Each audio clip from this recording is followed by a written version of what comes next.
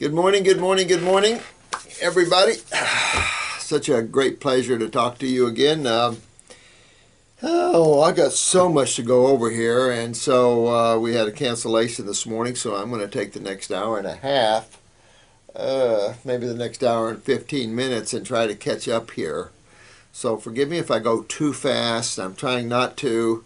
I want to catch up here, but I've got so much to go over. Maybe Friday I can come in here and finish these up, because next week I'm going to get some mountain air going, and I'm kind of a little Native American freak in a way, and I like to get up to Gatlinburg and Cherokee and get sucre.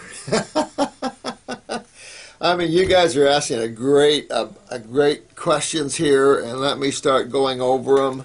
I want to first thank Magic MJK for this beautiful dissertation on love and magic and just the beauty of life.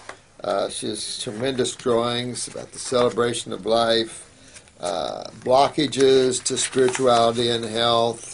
And she comes up with a big love here. Just really hand done, just a real beautiful thing here. So thank you, sweetheart, very much. I love everything like that. I'm a collector of art in that way from all you guys. So let me go down the line here and cover some of these things.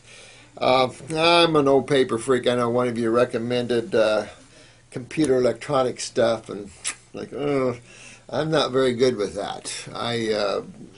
I've had enough radiation in my life here to do me for a lifetime, and I know there's ways to augment that, but I give a lot of trees back, boy. Do I plant a lot and make sure a lot's given, and we recycle everything, so everything is good, and I do like to keep a collection of these things. But let me go over some things here. This one this morning I want to go over from Monica.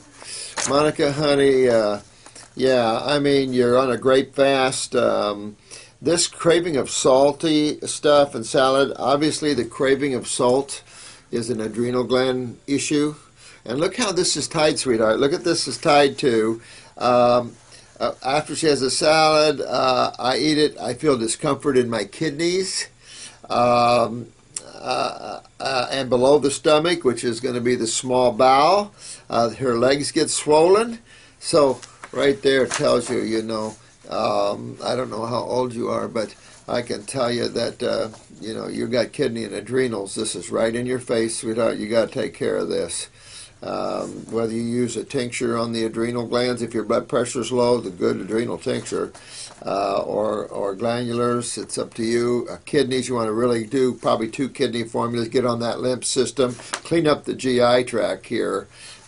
You're doing great with the diet here, fasting on fruit and everything. Pick up those adrenals, and the salt cravings will go away. If you have it's crazy, get a little Celtic salt or something and put on your fruit. I mean, I hate to say that, but I'd rather see you go after your adrenal glands. But whatever you can do to keep yourself, while you're moving yourself down this road, that would be important for you to do here. Someone asked me a question. Once you see sediment in your urine, will you always see sediment in your urine?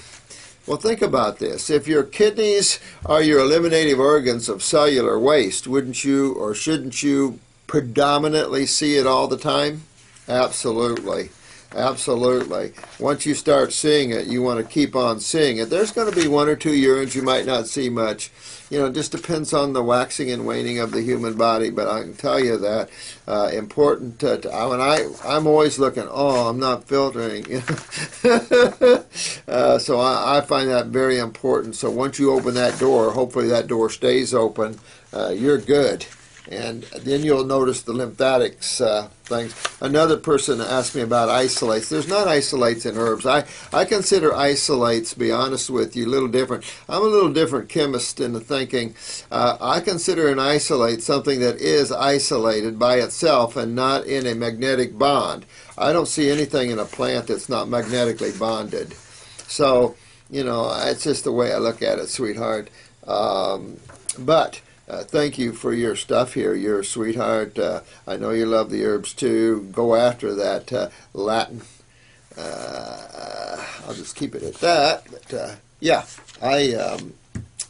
and also inorganic and organic. You know, I have my own take on it. And I think it's better if we separate that and we look at organic. I want to look at organic like non-isolates. I want to look at organic as a magnetically bonded food, synergistically bonded, all the chemistries put together as God made it. When you start isolating and the more elemental, then you're going to see me get more inorganic in my thinking. Organic would be the whole of the chemistry put together, the more isolated and elemental. And I don't know where you would draw that line, because it's kind of like, where do you draw the line between amino acids and proteins? You know, a more complex structure of amino acids are called proteins, but you have all levels of those. You know, it's just like you have all levels of acids, you have all levels of alkalis or bases. So, you know, but that's why you can tear it up all you can in the mind, not worth it, you know, because it's this is just fundamentally ridiculous, even in the thinking processes, because, I mean, I think humans are so bored, particularly living at this level, it's just something to do. To think and to plan. Someone made the comment about me putting the mind in the corner. Well, I just mean separate yourself from your mind. You know, you want to know something, then just direct your mind to find it. You know, I actually just let it happen in the moment, and then it brings it. My mind knows when to go look for it. I mean, the mind is the creator of creation, so it's an incredible machine, so huge in its capacities, and you don't really have to think about anything. You really don't have to use the lower aspects of the mind. This is a question asked me from Chad about the subject of marijuana, and I have covered that. You know, some people need, and you see this, and I find this is a sad thing in this country, that people are in jail for drugs. I think this is the worst thing we've done, and I think it's related to our suit and ties and some aspects of Christianity, where we're just so constipated in our thinking that we lack love, we lack understanding, we lack higher consciousness, and if we don't break loose, it will break us loose, and that's the thing. And I think this is what you're going to see in 2012, you know, the shaking of the consciousness, because, man, have we got constipated, and it doesn't seem like it's getting much better. But not that, you know, Lion Man, not that I care. I love what you're saying, Lion Man. Let me tell you, I can tell you this. My attitude is one where I separate myself from creation. And if anyone has ever saw the movie Michael with John Travolta, I can tell you that's kind of where I'm at, in a sense. And I loved whoever directed or even wrote that movie, because I thought it was incredible. From the viewpoint is that as an individual spark of the all, knowing that you're the all, but at the same time working with that individuality of it, it makes you, of course, love all things, and it makes you know all things, in the sense that you see all things as the one. And so that's obvious, and you saw that in Michael, the lover of God and the supreme being, even though he knew he was in an individualized form of it. At the same time, it was to fight the bull, or it was to blow up the bank.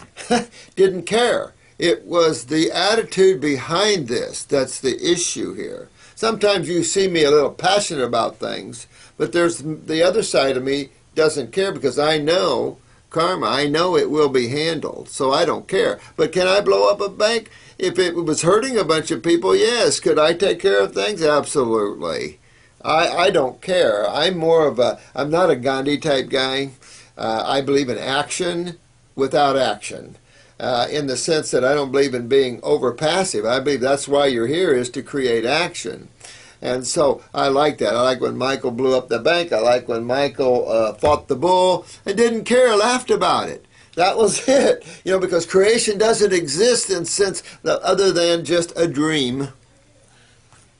So we get to too caught up in things. And as long as you always know who you are, you can play the dream and not get attached to the dream, because you can't isolate yourself from the dream. That wouldn't be what God meant for itself anyway, is it? So anyway, going back to marijuana, I believe it's a plant that is essential for man to use. I think the way we use it is toxic.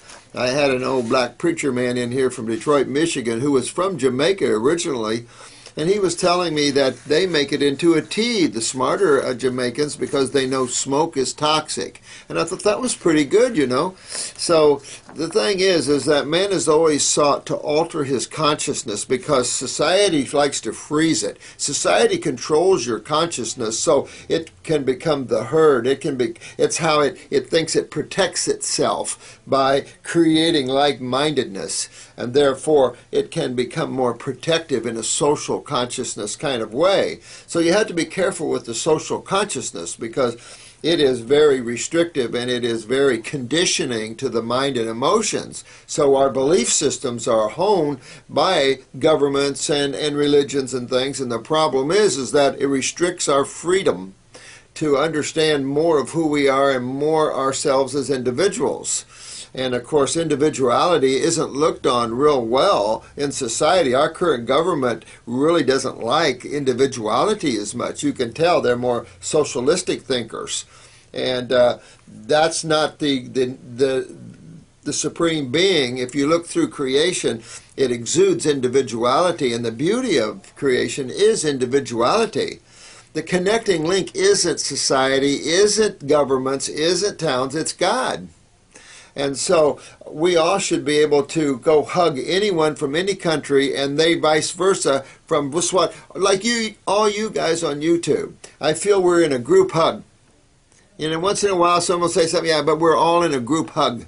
And I love that, because that's what this planet needs. But again, it's illusion, it's a dream, it doesn't really exist, but it reaches deeper than the external life. It reaches into your very consciousness and hooks you to God when you have that consciousness of one and love and union.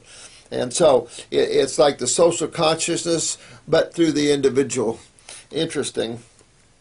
But yeah, I think the outlawing of marijuana, I don't think anybody has the right to outlaw herbs. I think if you take an herb and it doesn't set you well, that's your gig.